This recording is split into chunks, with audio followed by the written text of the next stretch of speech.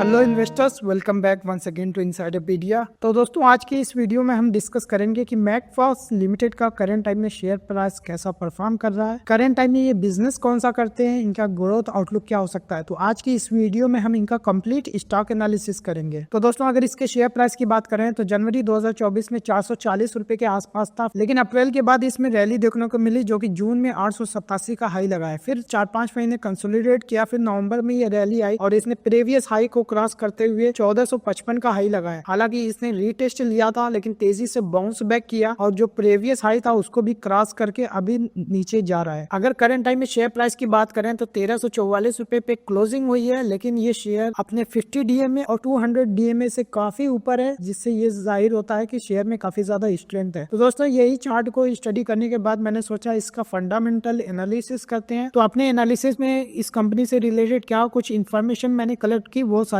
इस वीडियो में डिस्कस करेंगे। तो दोस्तों, मैकफास्ट लिमिटेड की बात करें तो ये करंट टाइम में बीएसई के एसएमई प्लेटफॉर्म पे लिस्टेड है। इसका मार्केट कैप की बात करें तो 1266 करोड़ रुपए की मार्केट कैप है। स्टॉक पीस 73 का काफी हाई दिख रहा है। आरओसी की बात करें तो काफी अच्छा 55% का, इसी के साथ आरओई भी देख सकते हैं कि 49% का ये मेंटेन कर रहा है। अगर करंट टाइम में शेयर प्राइस की बात करें तो 1344 रुपए पे क्लोजिंग हुई है। इसने रिसेंटली हाई लगाया था 1528 रुपए का। इसके 52 वीक लो की बात करें तो ये 385 रुपए पे ट्रेड कर रहा था। तो दोस्तों, अगर इनके बिजनेस की बात करें तो ये ई कॉमर्स प्लेटफॉर्म है जहाँ पे इलेक्ट्रॉनिक्स कंपोनेंट की सेलिंग करते हैं। तो लेट्स से अगर आपको इलेक्ट्रॉनिक्स गैजेट बनाने में बहुत ज्यादा इंटरेस्ट है तो उसमें यूज होने वाले डिफरेंट कंपोनेंट्स हैं, आपको हो सकता है लोकल मार्केट में न मिले, लेकिन आप इनकी वेबसाइट जो भी देख सकते हैं कि robo.in है, इस पे जा करके आप इंडिविजुअल कंपोनेंट को ऑर्डर कर सकते हैं, आपके घर डिलीवर हो जाएगा। तो ये एक तरीके का ई कॉमर्स सॉल्यूशन दे रहे हैं जो कि नीच मार्केट में इलेक्ट्रॉनिक कंपोनेंट का। तो दोस्तों, बिजनेस पे फर्दर डिस्कशन करेंगे, लेकिन उससे पहले इनका फाइनेंशियल एनालिसिस कर लेते हैं। तो दोस्तों, क्वार्टरली रिजल्ट की बात करें, हालांकि SME stock quarterly result declare नहीं करते क्योंकि इनके ऊपर हाफ ईयरली रिजल्ट डिक्लेयर करने का कंप्लायंस होता है। तो जो SME stock quarterly result declare करे, मुझे लगता है ऐसे स्टॉक पे हमें नजर बना के रखनी चाहिए और उन पे फर्दर स्टडी करना चाहिए, क्योंकि ऐसी कंपनी जो कि इन्वेस्टर फ्रेंडली है क्वार्टरली रिजल्ट डिक्लेयर करती है, मुझे लगता है कि वहाँ पे एक अच्छी अपॉर्चुनिटी देखने को मिल सकती है। तो दोस्तों, अगर इनके सेल्स की बात करें तो लेटेस्ट क्वार्टर में 89 करोड़, कह सकते हैं कि रफली 90 करोड़ रुपए का रेवेन्यू रिपोर्ट किया है, जो कि पिछले साल ये रेवेन्यू सिर्फ 27 करोड़ रुपए का था। तो कह सकते हैं पिछले साल के कंपैरिजन में इस साल के क्वार्टर में 3 गुना की ग्रोथ देखने को मिली है। इसी के साथ पिछले क्वार्टर में इन्होंने जून 2024 में 56 करोड़ रुपए का रेवेन्यू रिपोर्ट किया। तो यहाँ पे क्वार्टर ऑन क्वार्टर बेसिस पे भी ग्रोथ देखने को मिली है। तो दोस्तों, इसी के साथ नेट प्रॉफिट की बात करें तो लेटेस्ट क्वार्टर में 6.28 करोड़ रुपए का प्रॉफिट किया है, जो कि पिछले साल सिर्फ 2 करोड़ 5 लाख रुपए का प्रॉफिट किया था। प्रॉफिट के टर्म्स में भी 3 गुना की ग्रोथ देखने को मिली है, क्योंकि यहाँ पे ऑपरेटिंग प्रॉफिट मार्जिन ऑलमोस्ट कह सकते हैं कि फ्लैट ही है, क्योंकि पिछली साल 10.9% का ऑपरेटिंग प्रॉफिट मार्जिन था, अभी 1% घटा हुआ है, लेकिन 9.9% का ऑपरेटिंग प्रॉफिट मार्जिन है। तो यहाँ पे एक चीज समझना जरूरी है कि यहाँ पे बिजनेस में तो ग्रोथ हुई है, लेकिन यहाँ पे ऑपरेटिंग प्रॉफिट मार्जिन में 1% कम इन्होंने रिपोर्ट किया है। उसके पीछे की वजह क्या हो सकती है? हालांकि इन्होंने मार्च के क्वार्टर में काफी अच्छा ऑपरेटिंग प्रॉफिट मार्जिन रिपोर्ट किया था, जब इन्होंने 15.43% का ऑपरेटिंग प्रॉफिट मार्जिन रिपोर्ट किया था, लेकिन खैर कोई बात नहीं, अभी 10% के आसपास ही मेंटेन है, जो कि काफी अच्छी बात है। तो दोस्तों, अगर इंटरेस्ट की बात करें, हालांकि पिछले क्वार्टर से बढ़ता हुआ दिख रहा है, इसको भी समझना जरूरी है कि यहाँ पे इंटरेस्ट का लेवल पिछले क्वार्टर से डबल क्यों हो गया है। अगर डिप्रिसिएशन को प्रॉफिट बिफोर टैक्स से करें तो बिल्कुल नेग्लिजिबल सा दिख रहा है, जो कि काफी अच्छी बात है। तो दोस्तों, अगर इनके एनुअलाइज्ड रिजल्ट पे नजर डाले तो पिछले 4-5 सालों से देख सकते हैं कि 2020 के फाइनेंशियल ईयर में 16 करोड़ रुपए का रेवेन्यू, 2021 में ऑलमोस्ट 27 करोड़ रुपए का रेवेन्यू, FY22 में 56 करोड़ रुपए का रेवेन्यू, FY23 में 80 करोड़ रुपए का रेवेन्यू, FY24 में 125 करोड़, और अभी TTM बेसिस पे मुझे लगता है कि डबल कर दिया है और 219 करोड़ रुपए का रेवेन्यू रिपोर्ट किया है। तो यहाँ पे एक्सपोनेंशियल ग्रोथ देखने को मिली है। अगर प्रॉफिट के टर्म्स की बात करें तो 2021 में से 2 करोड़ रुपए का प्रॉफिट था, अभी 17 करोड़ रुपए का ये TTM बेसिस पे प्रॉफिट कर रहे हैं। हालांकि यहाँ पे ऑपरेटिंग प्रॉफिट मार्जिन देख सकते हैं कि बीच में थोड़ा सा बढ़ा हुआ था, जब 16% का था और 14% का FY23 में था, लेकिन 2021 में 11% का था और TTM बेसिस पे भी 11% का दिख रहा है। और मुझे लगता है कि 11% का इनके बिजनेस में ऑपरेटिंग प्रॉफिट मार्जिन हो सकता है, लेकिन मैनेजमेंट से ये जरूर कंफर्म करेंगे कि गोइंग फॉरवर्ड इनका ऑपरेटिंग प्रॉफिट मार्जिन क्या होगा। तो दोस्तों, डिप्रिसिएशन भी सिर्फ 1 करोड़ रुपए का दिख रहा है। हालांकि TTM बेसिस पे इंटरेस्ट बढ़ा हुआ है, क्योंकि लेटेस्ट क्वार्टर में इंटरेस्ट का लेवल बढ़ा था, तो इसको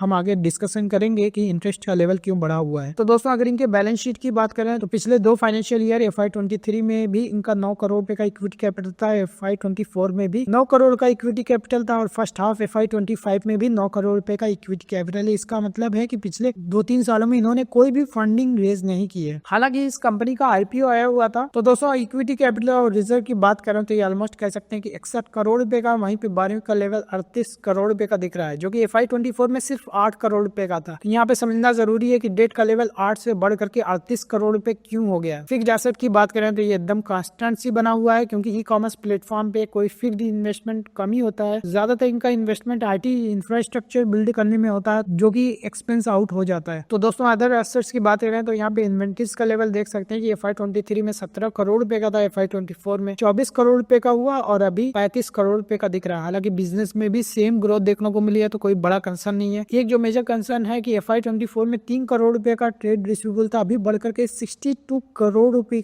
का हो गया है। इसका मतलब है कि लेटेस्ट क्वार्टर में जो भी सेल्स हुई है उसका पैसा अभी मिला नहीं है। अगर कैश एंड कैश इक्विवेलेंट की बात करें तो ये नेग्लिजिबल सा दिख रहा है। हालांकि अच्छी बात है कि लोन्स एंड एडवांस में 16 करोड़ रुपए का दिख रहा है। इसके अलावा अदर एसेट आइटम में भी 14 करोड़ रुपए का है। तो यहाँ पे किस फॉर्म में इनके पास एसेट्स हैं ये आगे वीडियो में डिस्कस करेंगे। तो दोस्तों अगर इनके कैश फ्लोज की बात करें तो कैश फ्रॉम ऑपरेटिंग एक्टिविटी देख सकते हैं कि पिछले 2 फाइनेंशियल ईयर से ये लगातार पॉजिटिव कैश फ्लो जनरेट कर रहे हैं। FY23 में 6 करोड़ रुपए का कैश जनरेट किया, FY24 में भी 5 करोड़ रुपए का कैश बिजनेस से जनरेट किया है। अच्छी बात यह है कि यहाँ पे कैश को लगातार ये इन्वेस्टमेंट कर रहे हैं। पिछले साल 5 करोड़ रुपए का इन्वेस्टमेंट किया था, इस बार भी 6 करोड़ रुपए का इन्होंने इन्वेस्टमेंट किया है। साथ ही साथ फाइनेंसिंग एक्टिविटी में कोई भी मेजर एक्टिविटी देखने को नहीं मिली, जो कि काफी अच्छा साइन है। इसका मतलब है बिजनेस सेल्फ सस्टेनेबल है, कोई भी एक्सटर्नल फंडिंग की रिक्वायरमेंट नहीं हो रही है। तो दोस्तों अगर रेशियोज की बात करें तो यहाँ पे डेटर डेज देख सकते हैं कि 10 से 11 दिनों का था FY24 में। हालांकि रिसेंट में रिसीवेबल बढ़ता हुआ दिख रहा है, जिसकी वजह से अगर फर्स्ट हाफ FY24 का डेटर डेज देखें तो हाई देखेगा। इन्वेंट्रीज का लेवल घटा हुआ है, तो यहाँ पे अच्छी इंप्रूवमेंट देखने को मिली है। डेज पेबल की बात करें 37 दिनों से घट करके 30 दिनों का हो गया है। तो दोस्तों अगर वर्किंग कैपिटल डेज की बात करें तो FY23 के कंपेरिजन में सेम ही है। इनके ROC की बात करें जो कि FY23 में 58% का था, अभी 55% का मेंटेन कर रहे हैं, जो कि मुझे लगता है काफी हेल्दी है। तो दोस्तों अगर शेयर होल्डिंग पैटर्न की बात करें तो यहाँ पे प्रमोटर्स की होल्डिंग देख सकते हैं कि दिसंबर मार्च 24 में 73% था, जो कि जून में 69% हो गया और लेटेस्ट क्वार्टर में भी सेम ये मेंटेन कर रहे हैं। 69% की प्रमोटर्स की होल्डिंग है। तो यहाँ पे जून के क्वार्टर में प्रमोटर्स ने अपनी स्टेक कम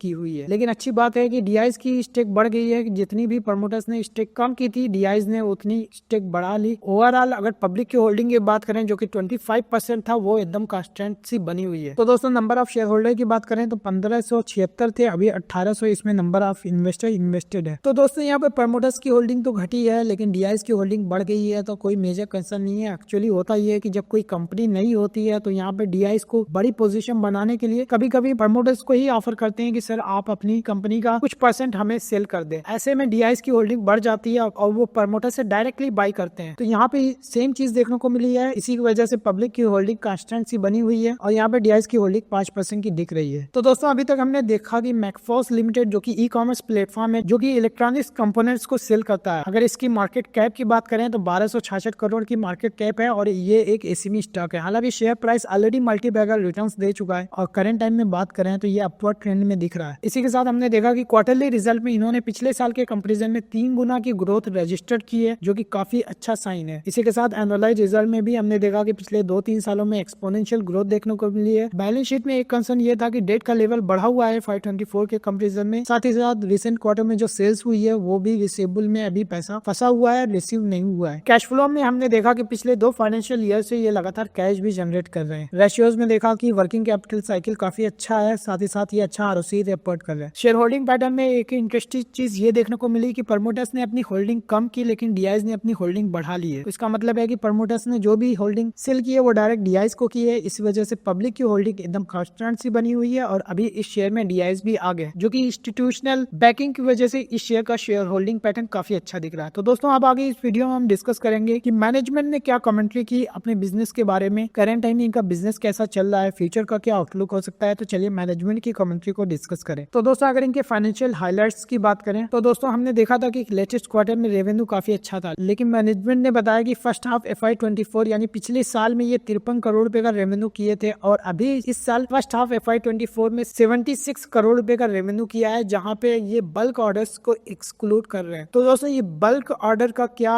मामला है इसको समझ लें। तो दोस्तों अगर यहाँ पे क्वार्टरली रिजल्ट देखें तो यहाँ पे 89 और 56 दोनों को जोड़ लें तो हो जाता है 146 करोड़ रुपए। 146 करोड़ रुपए का रेवेन्यू फर्स्ट हाफ में आया, लेकिन मैनेजमेंट ने कहा कि सिर्फ 76 करोड़ रुपीस हमारे नॉर्मल बिजनेस से आए। इसके अलावा बल्क में कुछ ऑर्डर्स मिले थे, जो कि अगर मैं कैलकुलेट करूं 146 को 76 से तो रफली 70 करोड़ रुपए हो जाता है। जो 70 करोड़ रुपए का फर्स्ट हाफ में रेवेन्यू आया वो bulk order, one time order से आया। ये जो ऑर्डर आया हुआ है ये एक बार का कोई ऑर्डर था, नॉर्मल ऑर्डर नहीं था। तो ऐसा ऑर्डर फ्यूचर में आएगा नहीं आएगा इसका बारे में कुछ कहना मुश्किल है। इसी वजह से मैनेजमेंट काफी फेयर और ट्रांसपेरेंट है। इन्होंने क्लियरली बताया कि वन टाइम एक ऑर्डर मिला था जिसकी वजह से हमारा लेटेस्ट क्वार्टर और हाफ ईयर काफी अच्छा दिख रहा है, और इन्होंने ट्रांसपेरेंसी के साथ उस ऑर्डर्स को एक्सक्लूड कर दिया और बताया कि हमारा हालांकि 146 करोड़ रुपए का फर्स्ट हाफ में रेवेन्यू है, लेकिन सिर्फ 76 करोड़ रुपए नॉर्मल बिजनेस से आया है, क्योंकि 70 करोड़ रुपए का जो ऑर्डर था वो बल्क ऑर्डर्स थे। ऐसा ऑर्डर फ्यूचर में आएगा या नहीं आएगा इसके बारे में कुछ कहना मुश्किल है, इसीलिए हमने इसको परफॉर्मेंस में इंक्लूड नहीं किया। तो दोस्तों अगर इस तरीके से हर मैनेजमेंट डिस्क्लोज करने लगे कि हमारा जो लेटेस्ट क्वार्टर में रेवेन्यू बढ़ता हुआ दिख रहा है वो किस वजह से है, तो काफी आसानी हो जाएगी। क्योंकि अक्सर हमारे साथ होता क्या है कि कोई कंपनी अगर अच्छा क्वार्टरली रिजल्ट डिक्लेयर कर दे तो उस शेयर पे हम ऑप्टिमिस्टिक हो जाते हैं, वो शेयर मल्टीबैगर रिटर्न हालांकि दे देता है, लेकिन अगर हम हाई पे लेकर के फंस गए क्योंकि अगले क्वार्टर में उतना ज्यादा रेवेन्यू आएगा नहीं, क्योंकि नॉर्मल अगर रेवेन्यू आया जो कि नॉर्मल उनका बिजनेस चल रहा है तो रेवेन्यू कम हो जाएगा अगले क्वार्टर में, तो वहां पे शेयर में भी डाउनवर्ड ट्रेंड देखने को मिल सकता है। तो यहाँ पे अगर कंपनी फेयर और ट्रांसपेरेंट तरीके से बता रही है, मुझे लगता है काफी इन्वेस्टर फ्रेंडली ये कंपनी है, जो कि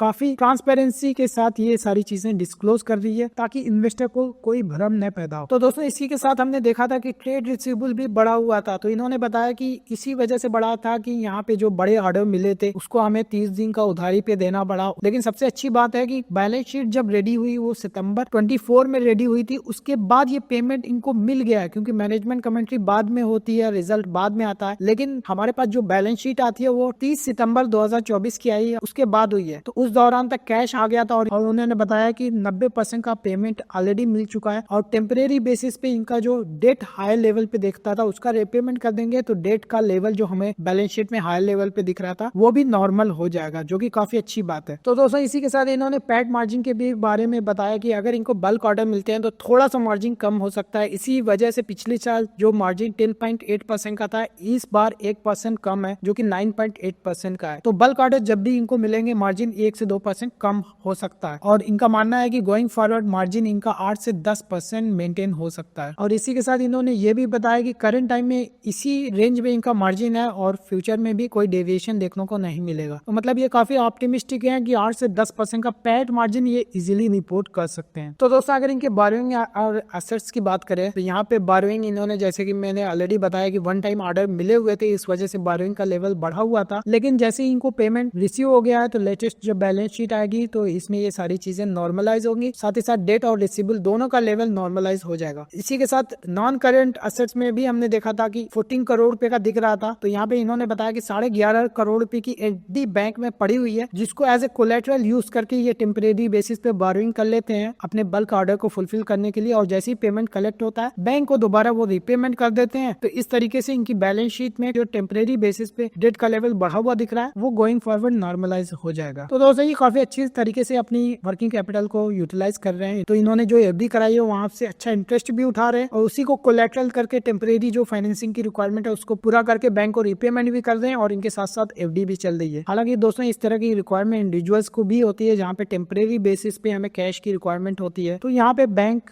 इंडिविजुअल्स को भी इस तरह की सर्विसेज को प्रोवाइड करते हैं। तो दोस्तों अगर इनके बिजनेस सेगमेंट की बात करें, हालांकि इनका एक ही प्लेटफॉर्म है रोबो, जहाँ पे ये इलेक्ट्रॉनिक्स कंपोनेंट का डिस्ट्रीब्यूशन देखते हैं। तो यहाँ पे इंडस्ट्री में जो भी लेटेस्ट टेक्नोलॉजिकल प्रोडक्ट है ये कम्पिटिटिव प्रोसेस और मिनिमल लीड टाइम्स में अपने कस्टमर को डिलीवर करते हैं। इसके अलावा इनके पास स्ट्रॉन्ग सप्लायर्स का नेटवर्क है। इसके अलावा आईटी इंफ्रास्ट्रक्चर जो ई कॉमर्स प्लेटफॉर्म इन्होंने डेवलप किया है, और साथ ही साथ फास्टर डिलीवरी के लिए इन्होंने एफिशिएंट वेयर हाउसेज भी बनाए हैं। इसके अलावा दोस्तों इन्होंने 25 करोड़ रुपए का रिसेंट में फंड रेज किया है, तो इसका ये अपने स्किल्स को ऐड करेंगे, साथ ही साथ अपने आईटी इंफ्रास्ट्रक्चर को भी अपग्रेड करेंगे। तो दोस्तों करंट टाइम में इनका बिजनेस काफी अच्छा चल रहा है, जो कि हमने एनुअलाइज रिजल्ट में देखा था कि पिछले 3 से 5 सालों में इन्होंने अच्छी ग्रोथ रिपोर्ट की है। लेकिन इनका दूसरा बिजनेस सेगमेंट भी रेडी कर रहे हैं, जिसका इन्होंने नाम दिया रोबो 2.0। तो यहाँ पे अपने खुद के ब्रांड और प्रोडक्ट लॉन्च कर रहे हैं। हालांकि हालांकि अभी बहुत ज्यादा कमेंट्री नहीं की, लेकिन जैसे ही फ्यूचर में ये कुछ प्रोग्रेस करेंगे उसके बारे में फर्दर अपडेट्स देंगे। लेकिन अभी करंट टाइम सिर्फ इतना बताया कि हम अपना खुद का ब्रांड और प्रोडक्ट लॉन्च करने वाले हैं। लेकिन दोस्तों इस प्रोजेक्ट में जैसे ही प्रोग्रेस होगा ये फर्दर अपडेट्स देंगे। तो दोस्तों इनके ऑपरेशनल मैट्रिक्स की बात करें तो इनके बिजनेस में दो सेगमेंट है, एक रिटेल का बिजनेस है, दूसरा B2B बिजनेस है। तो करंट टाइम में जो 76 करोड़ रुपए का नॉर्मल बिजनेस आया था, यहाँ पे 50% कंट्रीब्यूशन है इनके रिटेल और B2B ऑर्डर्स में। और इन्होंने बताया कि ये यूनिफाइड बिजनेस अप्रोच पे काम करते हैं। पहले ऑनलाइन ऑर्डर्स लेते हैं जो कि छोटे छोटे होते हैं, लेकिन उसी में से कुछ कस्टमर्स निकल के आते हैं और इनको बड़े ऑर्डर प्लेस करते हैं। जैसा कि लेटेस्ट क्वार्टर में इनको कई बल्क ऑर्डर मिले और टोटल यहाँ पे 70 करोड़ रुपए के वन टाइम ऑर्डर्स मिले जो कि काफी बड़े ऑर्डर्स थे। तो दोस्तों एक तरीके से ये कह सकते हैं कि अपनी ई कॉमर्स की प्लेटफॉर्म के थ्रू ये अपनी प्रेजेंस बनाए हुए हैं, जो कि इनके लिए सिर्फ सेल्स नहीं बल्कि मार्केटिंग चैनल की तरह भी काम कर रहा है। क्योंकि यहाँ पे अगर लेट से आप इलेक्ट्रॉनिक्स डोमेन में कुछ प्रोडक्ट बिल्डअप कर रहे हो, आपने एक प्रोटोटाइप बनाया और आपको इलेक्ट्रॉनिक्स कंपोनेंट इनके प्लेटफॉर्म से मिल जाएगा। अगर आपका वो प्रोटोटाइप सक्सेसफुल हो जाता है तो मास स्केल पे आप वो प्रोडक्ट बिल्डअप करोगे। तो जब मास स्केल से प्रोडक्ट बिल्डअप करना होगा तो आप जाहिर सी बात है मैकफोर्स से कांटेक्ट करोगे कि सर मुझे लास्ट टाइम आपके ई कॉमर्स प्लेटफॉर्म से मैंने 2 कंपोनेंट मंगाए थे, बट चूंकि अभी मुझे इस बार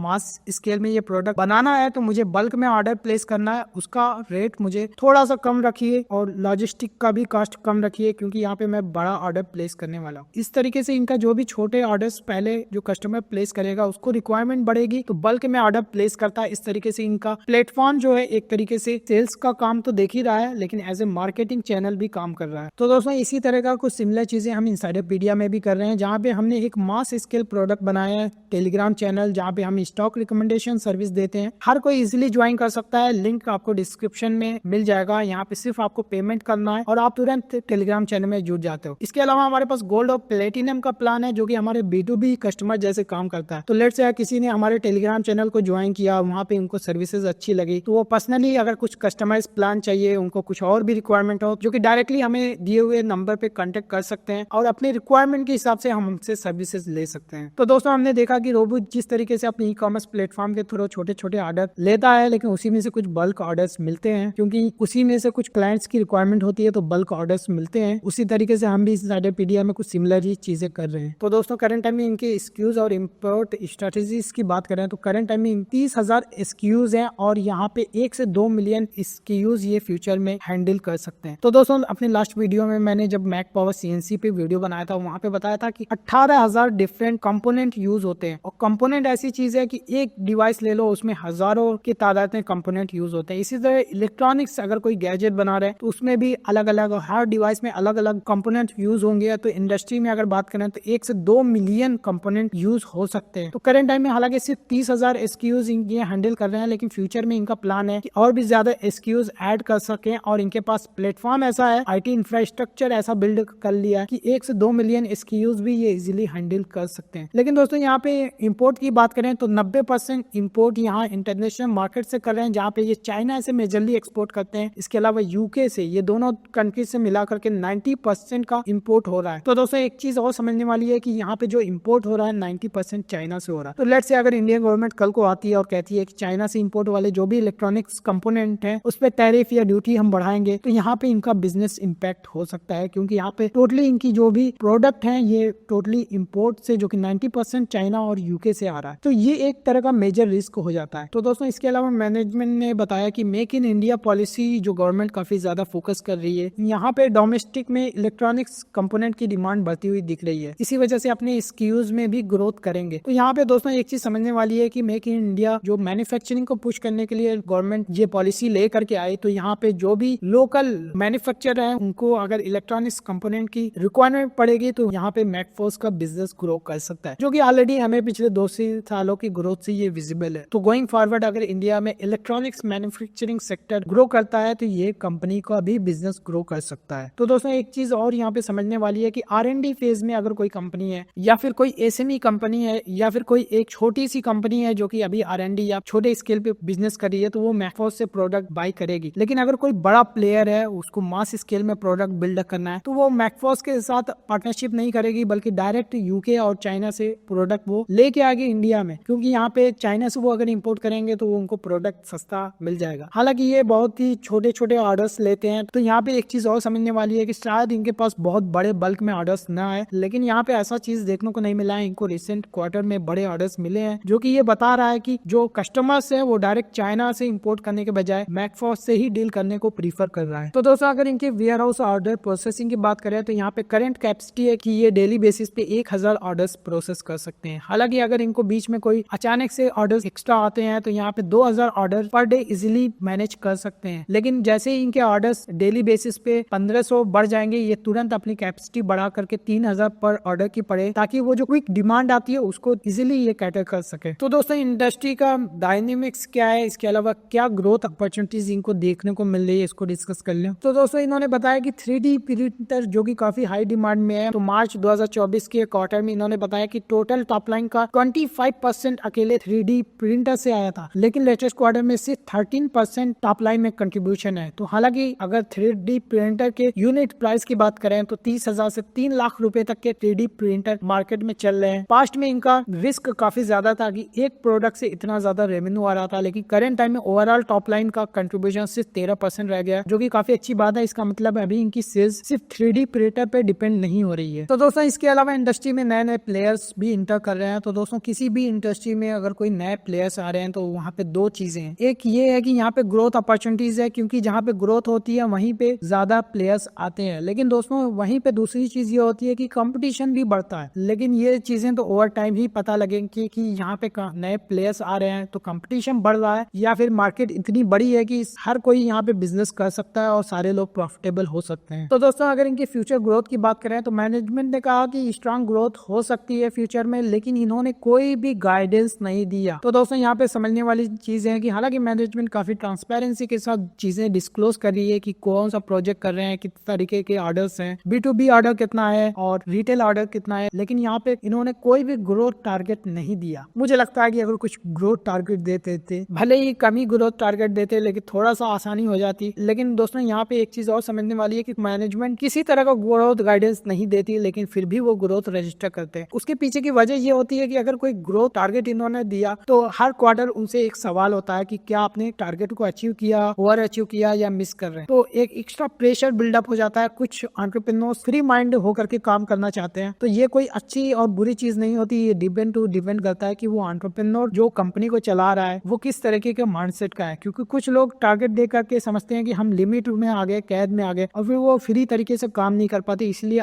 टारगेट नहीं देते। और कुछ लोगों का मानना है कि जब तक कोई हम माइलस्टोन नहीं लेकर के चलेंगे, हम टारगेट अचीव नहीं कर पाएंगे, तो वो टारगेट इंटरनली सेट करते हैं। इसके अलावा एक्सटर्नली स्टेक होल्डर जैसे कि इन्वेस्टर से भी डिस्क्लोज करते हैं कि हमने ये टारगेट बनाया है, और फिर आगे रिव्यू भी करते हैं कि हमने कितना अचीव किया। तो दोस्तों इसी तरीके से हमने इनसाइडरपीडिया में भी ग्रोथ टारगेट्स लिया है कि हम अपने पोर्टफोलियोज को 25% से ग्रो करेंगे। लेकिन ये दोस्तों कोई रिटर्न का प्रॉमिस नहीं है। हालांकि पिछले 4 सालों में हमने पैसे को 5 गुना किया है, इसका मतलब है कि 4 सालों में 600% की ग्रोथ है हमारे पोर्टफोलियोज में। लेकिन अगेन ये किसी तरह का कोई प्रॉमिस नहीं है। यहाँ पे हम सिर्फ एक टारगेट लेके चलते हैं, क्योंकि मेरा मानना है कि जब तक हम टारगेट सेट नहीं करेंगे, अपने टारगेट्स को अचीव कैसे करेंगे। तो दोस्तों इसके अलावा इनका प्लान है कि मार्च 2026 तक ये मेन बोर्ड में चले जाएं। इसी वजह से ये गवर्नमेंट के जितने भी रूल्स एंड रेगुलेशन है, कंप्लायंस है, इसको एडवांस में फुलफिल कर रहे हैं। हालांकि इन्होंने ऐसा कोई टारगेट और मीटिंग नहीं शेड्यूल किया अपने बोर्ड के साथ कि हम मेन बोर्ड में जाने वाले हैं, बट ये कंप्लायंस को काफी स्ट्रिक्टली फॉलो कर रहे हैं, जो कि काफी अच्छी बात है। तो दोस्तों क्या गवर्नेंस और प्रैक्टिस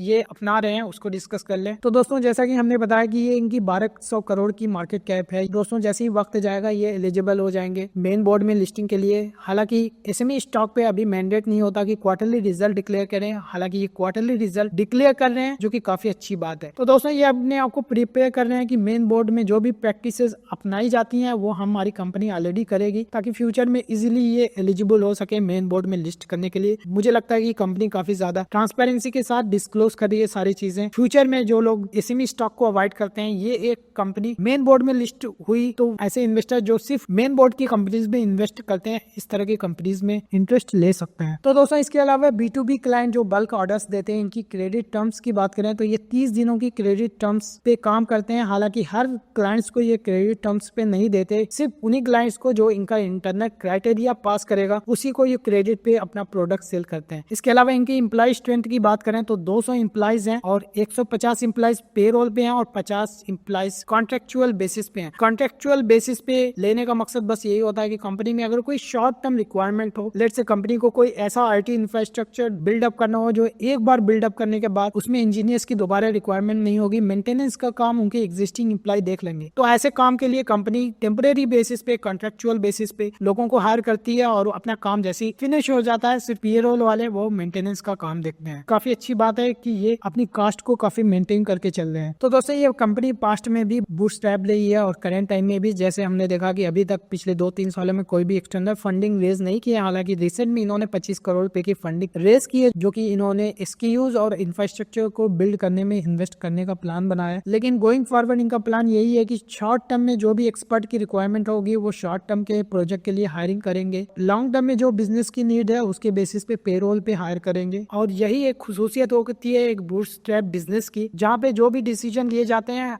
एज पर रिक्वायरमेंट लिया जाता है, कोई भी अननेसेसरी का इन्वेस्टमेंट नहीं होता है। तो दोस्तों यहाँ पे ये कंपनी गोइंग फॉरवर्ड एक सस्टेनेबल बिजनेस ग्रोथ ला सकती है। तो दोस्तों इन्होंने इंफ्रास्ट्रक्चर में भी इन्वेस्टमेंट किया है। तो इन्होंने बताया कि इन्होंने फुल स्टैक सिस्टम डेवलप किया जहाँ पे 20 लाख SKUs के ऑर्डर्स इजिली मैनेज किए जा सकते हैं। इसका मतलब इनका बिजनेस में जो IT इंफ्रास्ट्रक्चर है काफी स्केलेबल है। इसके अलावा ये लगातार अपने IT इंफ्रास्ट्रक्चर और सप्लाई चेन में इन्वेस्टमेंट कर रहे हैं ताकि जैसे ही ये SKUs को ऐड कर रहे हैं अपनी सप्लाई चेन को स्टेबलाइज कर सकें। तो दोस्तों इस वीडियो का एंडिंग पार्ट कंक्लूजन। तो दोस्तों अभी तक हमने देखा कि मैकफोर्स लिमिटेड जो शेयर ऑलरेडी मल्टीबैगर रिटर्न दे चुका और अभी भी स्ट्रॉन्ग अप ट्रेंड में दिख रहा है। यहाँ पे बिजनेस में लेटेस्ट क्वार्टर में काफी अच्छी ग्रोथ देखने को मिली है, लेकिन यहाँ पे मैनेजमेंट ने क्लियरली कर दिया कि यहाँ पे जो भी ग्रोथ हुई है वहाँ पे बल्क ऑर्डर्स की वजह से हुई है। इसके अलावा इनके पास जो नॉर्मल बिजनेस था वहाँ पे भी अच्छी ग्रोथ देखने को मिली है। तो दोस्तों करंट टाइम में इनकी स्टॉक पी की बात करें जो कि 73 का दिख रहा है। मुझे लगता है कि वो जो बल्क ऑर्डर है फ्यूचर में मिलेंगे या नहीं मिलेंगे उसकी कोई गारंटी नहीं है। यहाँ पे नॉर्मल बिजनेस जो ग्रोथ है उसी को कंसीडर करके हमें वैल्यूएशन करनी चाहिए। तो करंट टाइम में जो बल्क ऑर्डर्स आए हैं उसको एक्सक्लूड कर दें तो उनका प्रॉफिट भी कम हो जाएगा। तो यहाँ पे इनका पी जो 73 का दिख रहा है ये और भी ज्यादा दिखेगा। हालांकि स्टॉक पी